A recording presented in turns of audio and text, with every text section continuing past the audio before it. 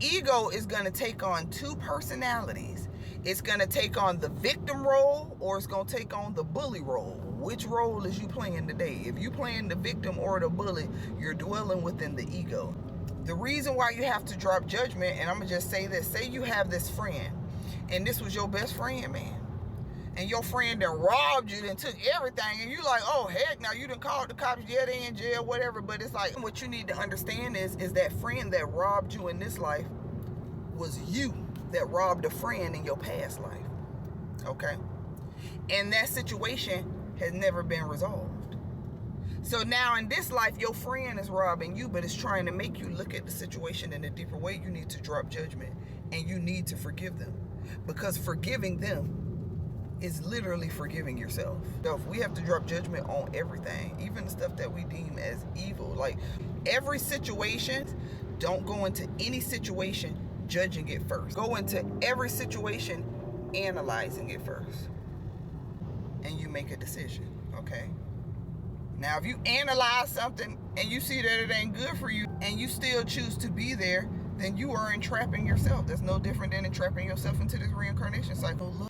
In order for God's energy to connect with you in this realm and to free your soul out of this reincarnation cycle, is you have to get on the frequency of God. It's kind of like making a phone call. Like, God, I need you to come save me and get me up out of here. I'm trapped in this system. You know what I'm saying? And if you don't get on God's frequency, God is not hearing you inherently. Like, God is not inherently hearing you. It's easy to be dark. It's easier to do bad. And I used to always wonder that. Why is it easier to do bad? It's easier to do bad, easier to do dark, because that's the three-dimensional, low vibrational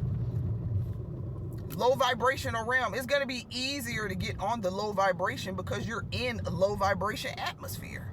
It's going to be harder to get on the higher vibration when you're in a low vibrational atmosphere. If y'all understand what I'm saying, that's how my logic telling me it is. Unconditional love, and that's unconditional love for yourself, literally for yourself. The things that you don't like about yourself, you're going to have to learn how to love and accept. You're going to have to learn to love and accept, okay? And changing it, I wasn't even inherently like going out like, oh, I got small boobs, I'm finna go out and get these silicones. I don't think that is not facing the damn issue, and that is not accepting yourself.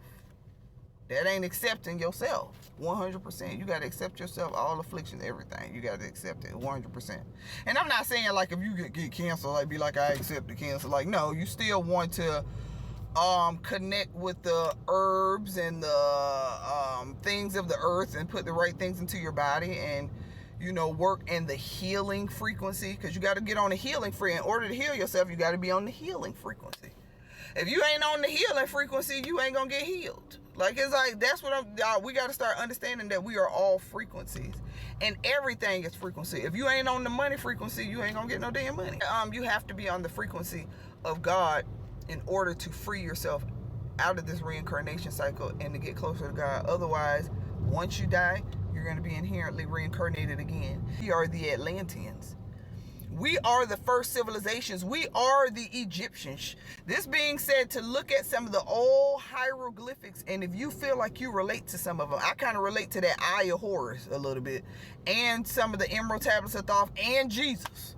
I always say I definitely relate to Jesus. I'd be like, why y'all out here teaching Jesus? Don't play with Jesus. Why y'all out here teaching his teachers wrong? And now I'm starting to think, maybe I was one of Jesus' freaking disciples. Yeah, y'all, that is the truth, and that is what the churches should be teaching. That in order to be freed, it ain't necessarily about being good. It's about dwelling in unconditional love, and that's unconditional love for yourself, and that is unconditional love for others. And like I said, you let your ego take over. You're playing either the victim role, everybody's against me, or you're playing the bully role. You're not dwelling in God's free